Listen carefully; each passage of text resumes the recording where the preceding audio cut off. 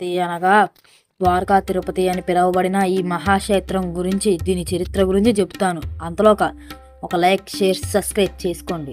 శంకర్ అనే ఒక వ్యక్తి ఉండేవాడు. ఆయన ఒక రైతు.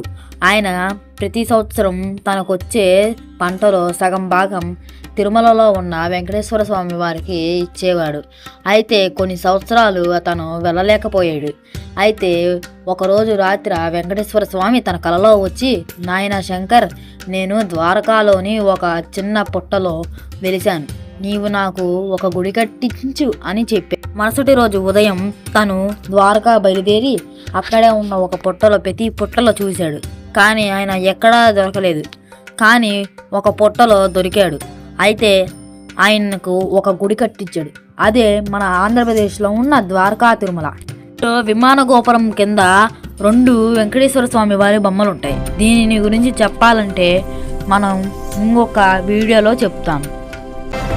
గోవింద గోవింద గోవింద గోవింద గోవింద గోవింద